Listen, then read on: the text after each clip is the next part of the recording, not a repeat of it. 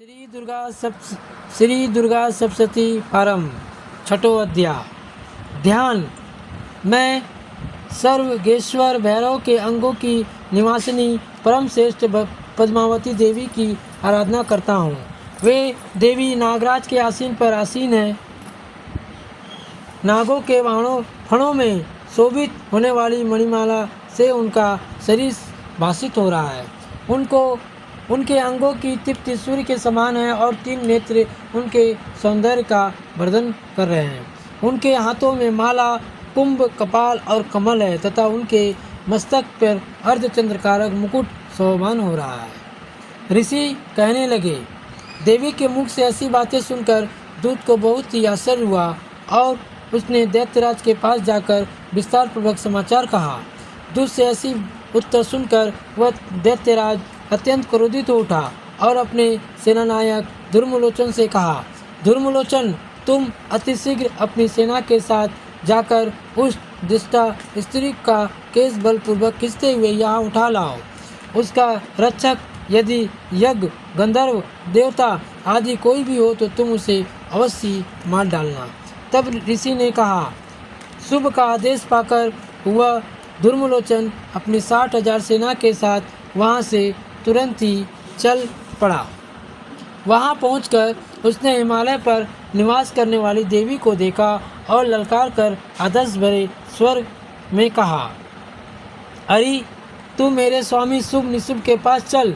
यदि इस समय तुम स्वेच्छता से मेरे साथ नहीं चलोगी तो मैं तुम्हारे केस पकड़कर घसीटते हुए जबरन तुम्हें ले चलूँगा।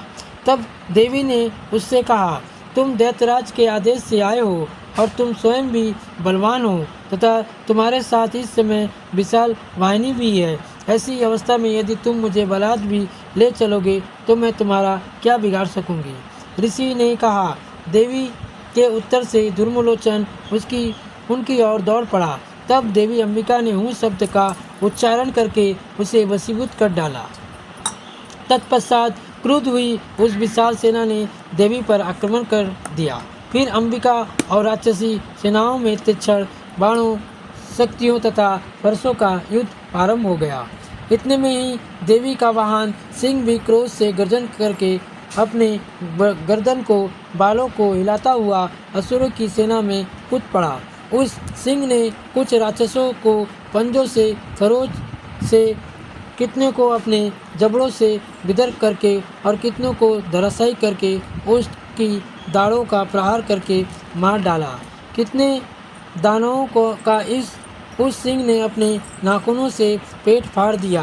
कितनों का सिर थप्पड़ मार मार कर धड़ से अलग कर दिया। कितनों की भुजाएं और मस्तक उसने काट खाए तथा अपने गर्दन के बाल हिलाते हुए उसने कितने के ही पेट चीरकर उसने दाना रक्तपान कर डाले। अत्यंत क्रोधित देवी ने उस महान महाबली सिंह ने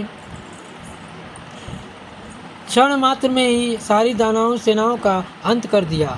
शुभ राक्षस को जब यह समाचार मिला कि युद्ध में धूम्रलोचन मारा गया और उसकी सेना सिंह के द्वारा नष्ट हो गई, तब वह अत्यंत कुपित हुआ। क्रोध में आकर उसके अधरोष्ट कंपित हो उठे।